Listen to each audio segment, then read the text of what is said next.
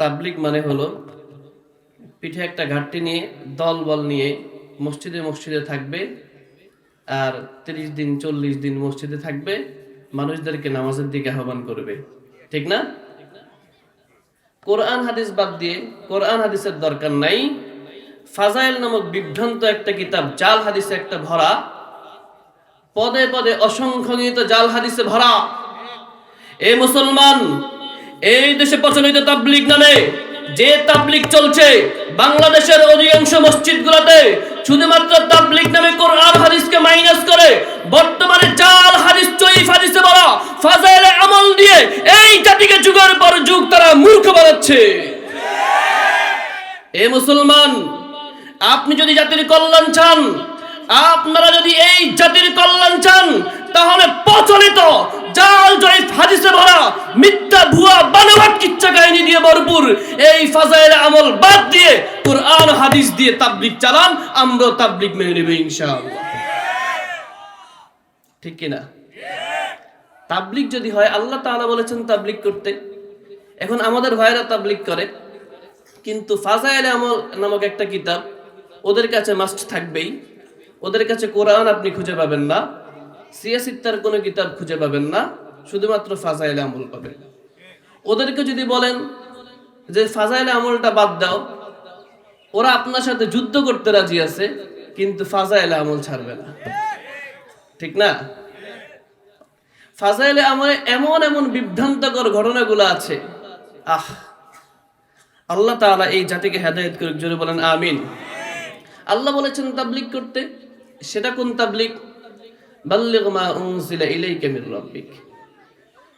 আল্লাহ বলেন আপনার রবের পক্ষ থেকে যা কিছু নাজিল করা হয়েছে আপনি সেটা দিয়ে তাবলিগ করেন। সুবহানাল্লাহ বলবেন না? আপনারা কথাগুলো বুঝতেছেন? আল্লাহ তাআলা বলেছেন আল্লাহর পক্ষ থেকে যা কিছু নাজিল হয়েছে সেটা প্রচার করতে। এনাফ।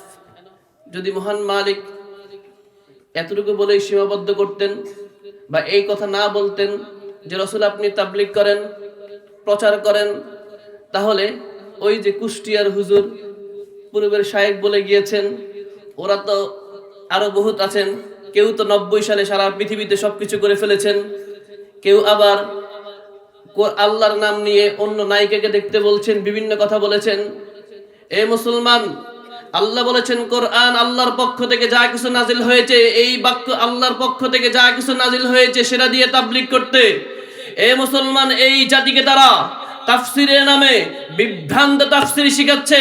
আল্লাহ এবং তার রাসূল যা কিছু বলেছেন, আল্লাহর পক্ষ থেকে যা কিছু নাজিল হয়েছে, যতদিন পর্যন্ত তারা কোরআন হাদিসের কাছে সমর্পণ করবে, ততদিন আল্লাহর নাম নিয়ে নায়িকাকে দেখতে বলবে না, ততদিন মিথ্যা বিভ্রান্ত 90 সালের কিচ্ছা কাহিনী এই জাতিকে শোনাবে না। যেদিন তারা কোরআন হাদিস বাদ দিয়ে, যেদিন তারা কোরআন হাদিস বাদ দিয়ে ক্ষমতার মোহে পড়েছে, সেদিনেই তারা মানুষকে নায়িকার চেহারার দিকে তাকাতে বলছে। আমরা তাদেরকে বিনয়ের সাথে আহ্বান করছি, ক্ষমতা তো মহান রব দিবেন, ক্ষমতার পিছনে দৌড়ান, কোনো সমস্যা নেই, তবে এই জাতিকে বিভ্রান্তির মধ্যে ফেলবেন না। অন্তত কোরআন ও হাদিস থেকে কথা বলেন, যেহেতু মালিক সুযোগ দিয়েছেন কাজে লাগান। আল্লাহ তাআলা কবুল করুন, আল্লাহুম্মা আমিন। তাহলে কি হবে? যদি আপনি আল্লাহর পক্ষ থেকে যা কিছু নাজিল হয়েছে সেটা দিয়ে আপনি প্রচার করেন, তাহলে কি হবে? ওয়া ইল্লাম তাফআল ফামা বাল্লাগতা রিসালাতা। আল্লাহ তাআলা তার রাসূলকে বলেছেন যদি আপনি না করেন তাহলে আপনি রিসালাতের দায়িত্ব পালন করেননি। রিসালাতের দায়িত্ব পালন করতে গেলে কি হবে? ওয়া ইল্লাম তাফআল ফামা বাল্লাগতা রিসালাতা আল্লাহু ইয়াসিমুকা মিনান নাস। যুগে যুগে সম্প্রদায় বের হবে, এই জাতিকে যুগে যুগে যারা কোরআন হাদিসের দিকে আহ্বান করবে, এই জাতিকে যারা শিরিক বেদাত থেকে দূরে রাখতে চাইবে, এই জাতির কর্ণকহরে যুগের পর যুগ দেদার্থ আহ্বান দিয়ে বুকে শক্তি সাহস সঞ্চয় করে বলিষ্ঠ কণ্ঠে এই জাতিকে একের পর এক শিরিক বেদাত ছিনিয়ে দিবে। এই জাতিকে একটা বিষয় বারবার বোঝানোর চেষ্টা করছে যে প্রচলিত ধর্মের নামে, প্রচলিত মাযহাবের নামে এই জাতিকে যুগের পর যুগ বিভ্রান্তির মধ্যে বিভ্রান্তির গোলাম বানিয়েছে। প্রচলিত মাযহাবের নামে এই জাতির আমলকে যুগের পর যুগ নষ্ট করছে। প্রচলিত ধর্মের নামে এই জাতির আমলকে যুগের পর যুগ নষ্ট করছে। হাজার বছরের ষড়যন্ত্রে এই জাতিকে নিমজ্জিত করেছে। কোন জায়গায় শিয়াদের গোলাম বানিয়েছে, কোন জায়গায় মাযহাবের গোলাম বানিয়েছে, কোন জায়গায় সুফিবাদদের গোলাম বানিয়েছে, কোন জায়গায় ফির পূজা, কবর পূজার গোলাম বানিয়ে এই চারিকি জাতিকে মানুষ পূজায়, কবর পূজায়, আগুন পূজায়, মোমবাতির পূজায় লিপ্ত করেছে এরা। এই মুসলমান সতর্ক হওয়ার সময় এখন, সতর্ক হতে হবে। তাওহীদের ঝান্ডা উঠেছে দারুল হুদায়, তাওহীদের ঝান্ডা উঠেছে একের পর এক বাংলাদেশের বিভিন্ন জায়গায় তাওহীদের পতাকা উঠছে।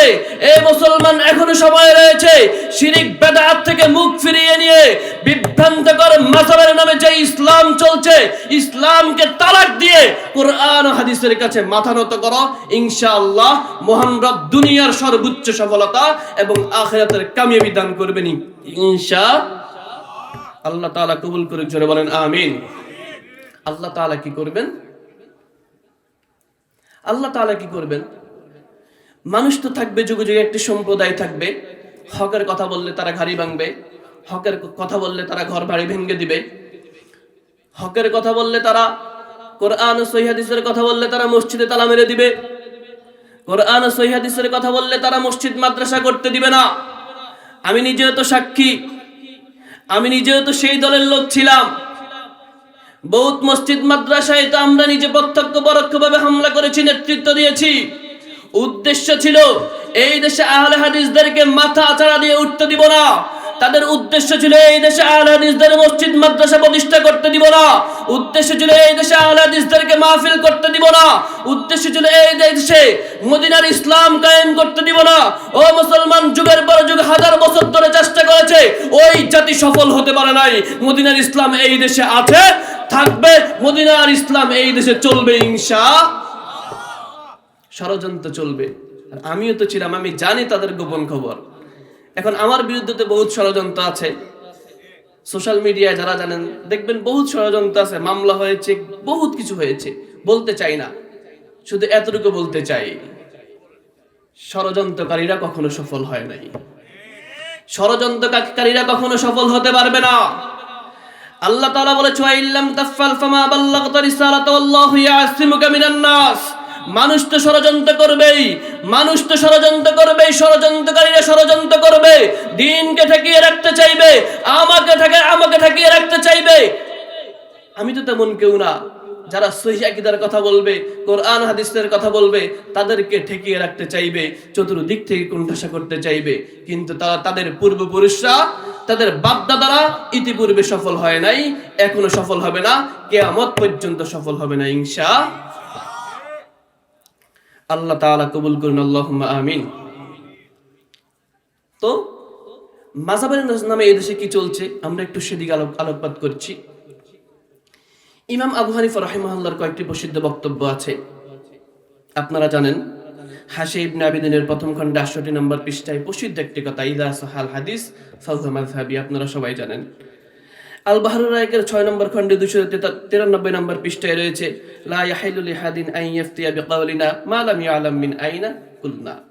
ইমাম আবু হানিফা রাহিমাহুল্লাহ বলেছেন, কারো জন্য বৈধ নয় ততক্ষণ পর্যন্ত আমার বক্তব্য দ্বারা ফতোয়া দিবে, যতক্ষণ পর্যন্ত সে জানবে না আমি কোথা থেকে এটা বলেছি। সুতরাং আবু হানিফার বক্তব্য দিয়ে ফতোয়া দিতে হলে জানতে হবে দলিল কোথায়।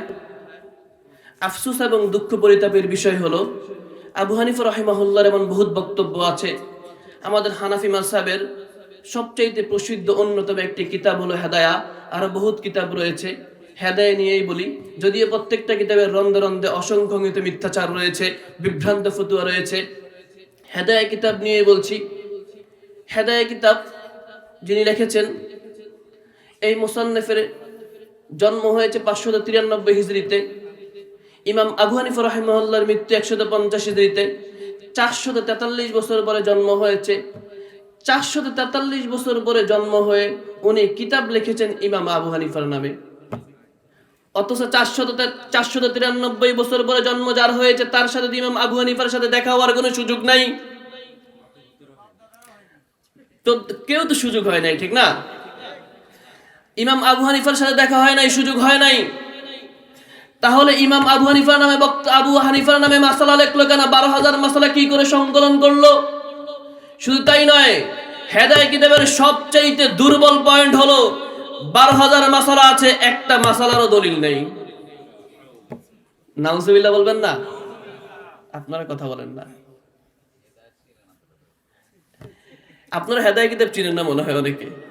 হেদায় হলো হানাফিদের একটি কিতাব, ফেকার কিতাব।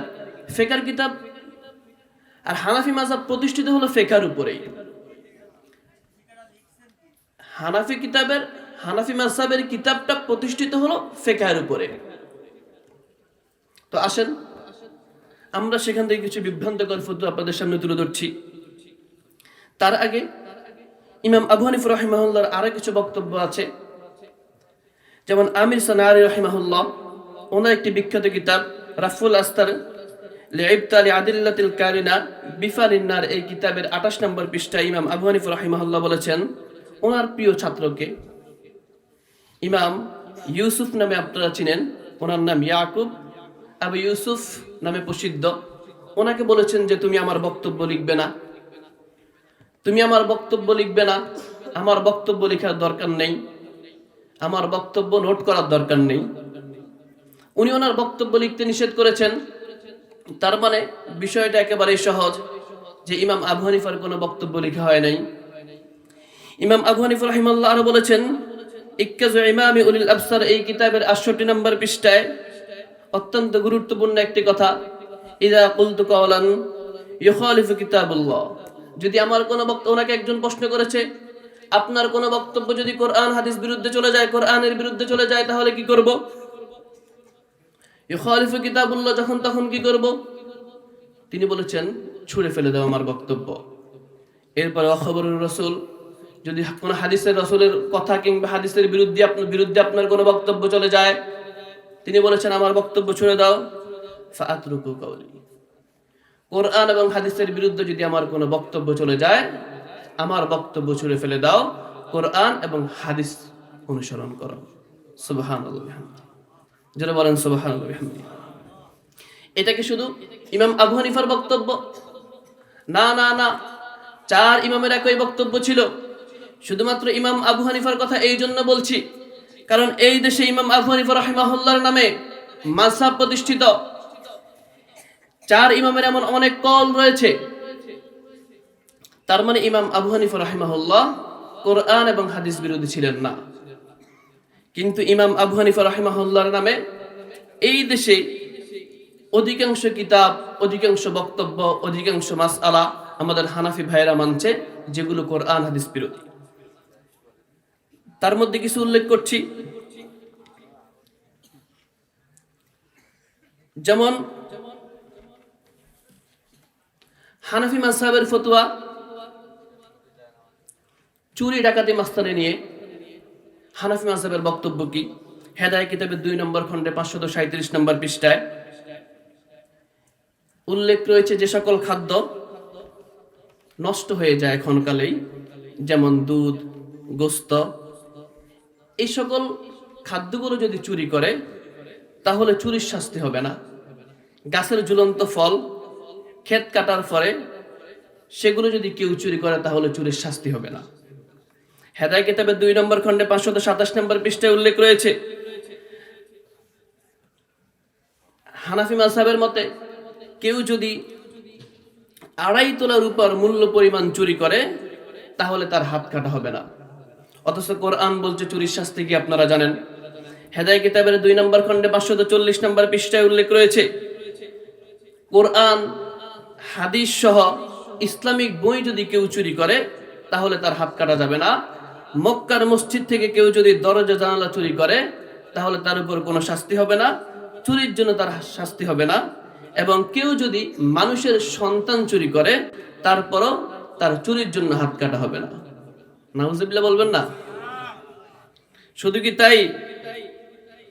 হেদায় কিতাবের 2 নম্বর খণ্ডে 456 নম্বর পৃষ্ঠায় রয়েছে কেউ যদি কারো কাছে কোনো সম্পদ আমানত রাখে, গচ্ছিত আমানত থেকে কেউ যদি চুরি করে তাহলে তাকে শাস্তি দেওয়া যাবে না। হেদায় কিতাবের 2 নম্বর খণ্ডে 456 নম্বর পৃষ্ঠায় রয়েছে সরকারি সম্পদ রক্ষণাবেক্ষণের জন্য যদি কোনো কর্মকর্তাকে দায়িত্ব দেওয়া হয়, সে যদি চুরি করে তাহলে তার উপর কোনো শাস্তি হবে না, হাত কাটা হবে না, কারণ সে জনগণের সম্পত্তি চুরি করেছে, সে নিজেও তো জনগণ। যুক্তি দেখছেন? হেদায়েত কিতাবের 2 নম্বর খণ্ডে 546 নম্বর পৃষ্ঠায় রয়েছে, কোন পকেট মার যদি পাঞ্জাবি, শার্ট প্যান্ট ইত্যাদির উপরের পকেট কাটে তাহলে তার হাত কাটা হবে না। অর্থাৎ যদি ভিতরের পকেট থেকে টাকা চুরি করে তাহলে হাত কাটা হবে, উপরের পকেট থেকে চুরি করলে হাত কাটা হবে না। হেদায়েত কিতাবের 2 নম্বর খণ্ডে 518 নম্বর পৃষ্ঠায় রয়েছে, রাতে যদি কোনো ডাকাত দল ডাকাতি করে, সেখানে যদি ডাকাত দলের মধ্যে যদি কোনো মাহারাম পুরুষ থাকে, অর্থাৎ এমন একজন লোক ডাকাতি করলে সে আপনার মাহারাম বা আপনার পরিচিত রক্তের সম্পর্কিত, তাহলে ওই ডাকাত দলের ডাকাতির জন্য কোনো শাস্তি দেওয়া যাবে না। নাউজুবিল্লাহ বলবেন না? আচ্ছা, মদ নিয়ে হানাফি মাযহাবের একটু ফতোয়া শুনেন। হেদায়েত কিতাবের 480 নম্বর পৃষ্ঠায় রয়েছে কাউল আবু হানিফা, ওই যে বললাম লেখক আবু হানিফা নামে বক্তব্য চালিয়ে দিয়েছে, ফালাম ইউহাররিমু কুল্লা মাসকুর। হেদায়েত কিতাবের 480 নম্বর পৃষ্ঠায় রয়েছে 2য় খণ্ডের, যে আবু হানিফা বললেন, আবু হানিফার নামে চালিয়ে দেওয়া হয়েছে যে সকল মাদক দ্রব্য হালাল। নাউজুবিল্লাহ বলবেন না? হেদায়েত কিতাবের 4 নম্বর খণ্ডে 481 নম্বর পৃষ্ঠায় রয়েছে, কেউ যদি গম, জব, ভুট্টা ইত্যাদি দ্বারা মদ তৈরি করে এবং সেই মদ খাওয়ার পরে যদি তার মাতলামি না ওঠে, এই মদ পান করার দ্বারাই তাকে শাস্তি দেওয়া যাবে না। হেদায়েত কিতাবের 4 নম্বর খণ্ডে 480 নম্বর পৃষ্ঠায় আছে, কেউ যদি আঙ্গুর দিয়ে মদ তৈরি করে এবং সেই মদ খাওয়ার পরে যদি নিজেকে কন্ট্রোল করতে পারে, মাতলামি যদি না আসে, তাহলে তার উপরে কোনো শাস্তি প্রয়োগ করা যাবে না। হেদায়েত কিতাবের 4 নম্বর খণ্ডে 483 নম্বর পৃষ্ঠায় রয়েছে, কেউ যদি সিরকা দ্বারা মদ তৈরি করে, সিরকা যেহেতু হালাল তাহলে সিরকা দ্বারা মদ তৈরি করে মদ খেলে সেই মদ জায়েজ রয়েছে। হেদায়েত কিতাবের 2 নম্বর খণ্ডে 527 নম্বর পৃষ্ঠায় রয়েছে, যদি কোনো লোক মদ পান করে এবং স্বীকার করে যে সে মদ পান করেছে কিন্তু তার মুখের কোনো দুর্গন্ধ নেই, তাহলে মদ পানের কারণে তাকে শাস্তি দেওয়া যাবে না। হেদায়েত কিতাবের 2 নম্বর খণ্ডে 528 নম্বর পৃষ্ঠায় রয়েছে, কোনো ব্যক্তি মদ খেয়েছে, মাতলামি করেছে কিন্তু তার মুখে কোনো দুর্গন্ধ নেই, তাহলে মদ খাওয়ার জন্য তাকে শাস্তি দেওয়া যাবে না। এমন অসংখ্য অগণিত বক্তব্য রয়েছে। এ মুসলমান, এমন কয়টা, একটা শুনবেন, 2টা শুনবেন, এমন শত শত বক্তব্য রয়েছে যে সকল বক্তব্যগুলো সরাসরি কোরআন হাদিস বিরোধী। এবার এই সকল বিষয়গুলো বলার উদ্দেশ্য হলো কি? এ মুসলমান, ইমাম আবু হানিফা রাহিমাহুল্লাহ বলেছেন কোরআন এবং হাদিস মানতে। তিনি বলেছেন পৃথিবীর সকল সহিহ হাদিস আমার মাযহাব। তিনি সহিহ হাদিস এবং মাযহাব বিরোধী নয়। তিনি কোথাও নিজে মাযহাব প্রতিষ্ঠা করেছেন, মাযহাব মানতে বলেন নাই।